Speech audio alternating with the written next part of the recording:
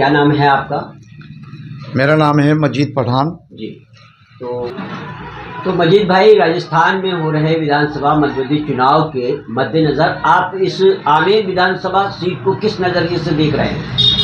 Sir, Amer का एक दुर्भाग्य रहा है कि आमेर में जब भी कोई कैंडिडेट लाया है यहाँ से विधायक के लिए लड़ा है तो करीब करीब भारी होता है।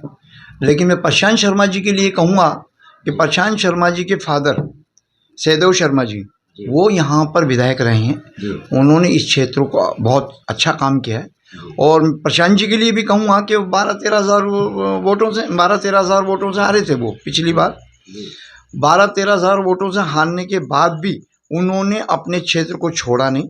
उन्होंने बहुत अच्छे काम कराए, ख़ास तौर से पंचायतों में, क्योंकि ये तो नगर निगम क्षेत्र है। आमेर में जो सिटी है वो तो नगर निगम क्षेत्र है। यहाँ पर 4 वार्ड हैं तो यहाँ तो नगर निगम का काम था, लेकिन नगर निगम में भी पार्षदों को बहुत अच्छा टेकल किया है, ख़ास तौर से नाई की थड़ी, Amer 1 ward, 2 ward, 3 ward, 4 ward.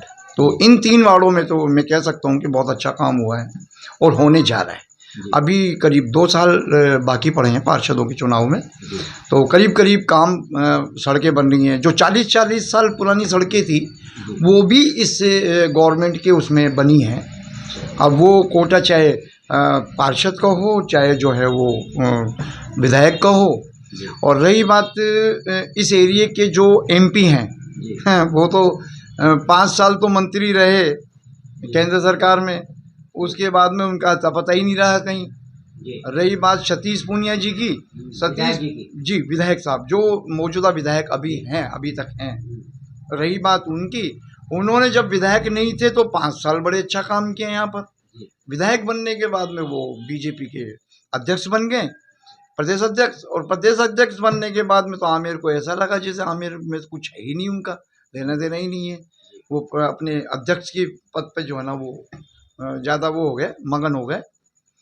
तो मेरा कहना यही है कि जो आमेर का विधानसभा क्षेत्र है इसमें अभी प्रशांत जी ने बहुत अच्छे काम कराए हैं और अभी जो कंडीशन चल रही है, जिस तरह की पोजीशन है, उसमें कम से कम 25-30 हज़ार वोटों से। प्रशांत जी के मुझे कोई 2 काम बता दीजिए जो उन्होंने जो कांग्रेस में रहते हुए 2 काम कोई अच्छे किए हों। देखिए सर, हम आमेर के लिए तो ये कहेंगे कि आमेर की हर पंचायत में, हर स्कूलों में उन्होंने बजट दिलवाया। और ढोलासराय जी जो हैं हमारे जो प्रदेश अध्यक्ष हैं, उन्होंने भी उनकी अगुवाई की। उन्होंने बाकायदा बोला, पीसीसी के अंदर बोला कि राजेंद्र जी और प्रशांत जी इन्होंने बहुत अच्छा काम संभाला है। सचिन पायलट जी के हैं ये आदमी, लेकिन हमारे यहाँ अब वो मामलात नहीं रहे जो पहले थे। अब ये है कि सारा का सारा हिसाब वो चल रहा है गहलोत जी के हिसाब से। गहलोत जी के हिसाब से चल रहा है। कांग्रेस के दोनों लीडर अच्छे हैं, तो मैं ये कहूँगा कि प्रशांत जी ने बहुत अच्छा काम करा है। आमेर के लिए सैटेलाइट हॉस्पिटल दिया है। आमेर के लिए उन्होंने गर्ल्स स्कूल को कॉलेज बनाया है। ये मेन सिटी का काम है आमेर का। अब जगह नहीं है, उसके लिए थोड़ा सा टाइम तो लगेगा उसको वो होने में। ये है सर, आप सैटेलाइट अस्पताल की बात कर रहे हैं। सैटेलाइट अस्पताल का बोर्ड तो लग गया अस्पताल पे, लेकिन धरातल स्तर पर तो कुछ नजर नहीं आता। इसके लिए आप क्या कहेंगे? इसके लिए जगह की कमी है। अब देखा जा रहा है कि प्रशासन, आने वाली सरकार जो है उसको जगह कहाँ देती है, इसी को ही तोड़ के कुछ बनाती है। क्योंकि पास में होम है, होम एक जगह ऐसी थी जो बाहरी लोगों को जिनको जगह दी थी, ख़ास तौर से बंगाली हैं या सिंधी हैं जो बाहर से आए थे सन 47 में, उनको काफ़ी जगह दी थी यहाँ। वो काफ़ी बड़ा है। तो हमारा तो यहाँ जो जितने जनप्रतिनिधि हैं आमेर के, और मैं उन्हीं से यही कहना चाहूँगा, सरकार से भी यही कहना चाहूँगा कि वो इसको तोड़ के या तो होम की ज़मीन लें या कुछ ऐसा करें जिससे ये डेवलप हो, सैटेलाइट हॉस्पिटल हो। क्योंकि सैटेलाइट हॉस्पिटल का होना बहुत ज़रूरी है आमेर में। यहाँ का छोटा से छोटा ऑपरेशन भी जो है ना जाके SMS में होता है या गनगोरी में जो हॉस्पिटल है उसमें होता है।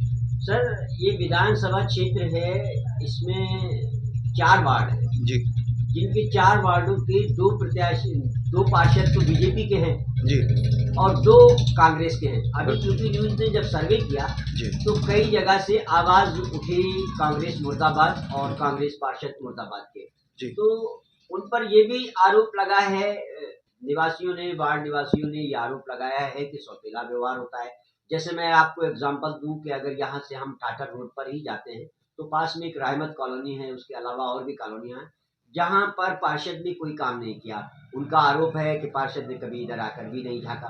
दूसरी ओर हम महसकान के मोहल्ले में एक आध बार सर्वे करने गए तो वहां भी लोगों ने मुर्दाबाद के नारे लगाए। ऐसा क्यों? सर देखिए, ऐसा है कि हम भी कांग्रेस के कार्यकर्ता हैं, हम भी जनप्रतिनिधि हैं कांग्रेस के। अब मसला क्या है कि यहाँ पर जो विधायक हैं दो, जी उन विधायकों का एक तो कोटा, जी एक उनके पास में टाइम जी की प्रॉब्लम। जी क्योंकि अब देखिए, छोटा से छोटा कार्य भी होता है तो बिल्कुल उसके लिए भी जनता जो है ना पार्षद के पास ही जाती है। मैं उनकी बुराई नहीं करूँगा, लेकिन उनके पास में टाइम की शॉर्टेज हो सकती है।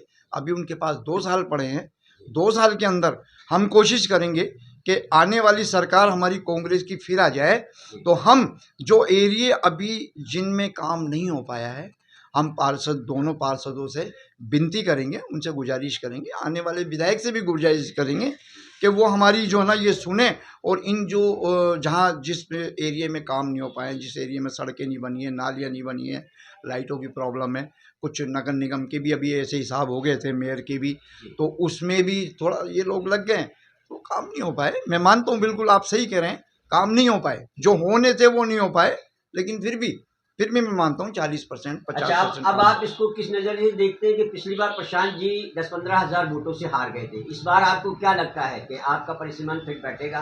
कम आपके वोटर जो है मैं आपसे वादा कर रहा हूँ जी कि कम से कम मैं घोषणा करने वाला तो कौन होता हूँ, लेकिन मैं वादा कर रहा हूँ क्योंकि कार्य करता हूँ, हम ज़मीन से जुड़े हुए लोग हैं और हर पंचायत में मेरा जाने का मौका मिलता है, वार्डों में जाने का मौका मिलता है, सबसे मेरे संपर्क हैं। अच्छा सर, एक सवाल और है, जी। क्या इस विधानसभा क्षेत्र में जातिगत वोटों की वोटिंग होती है या देखिए सर, प्रतिनिधि के? ये पूरे हमारे जो संविधान है जी उसको एक जिसे कहते हैं बट्टा लगने वाली कहानी हो गई है, जी क्योंकि जातिवाद जो है बहुत बढ़ चुका है, इसमें कोई शक नहीं है।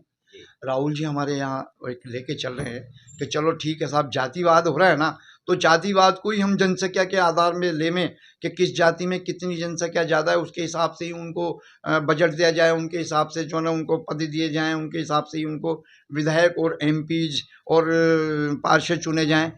लेकिन ये जो भी हो रहा है जातिवाद का, ये गलत है। इसका बहुत जो आगे इन्फेक्शन होने वाला है, इसका जो इसका जो खराबियां आने वाली हैं आगे, जो साइड इफेक्ट पड़ेंगे वो गलत पड़ेंगे। मैं इसके खिलाफ, जातिवाद के खिलाफ। तो आपको लगता है कि आपकी जो है प्रत्याशी, आपके कांग्रेस का प्रत्याशी कम से कम 30-35 हज़ार से कम जी जीतेंगे, ये मेरा वादा है आपसे।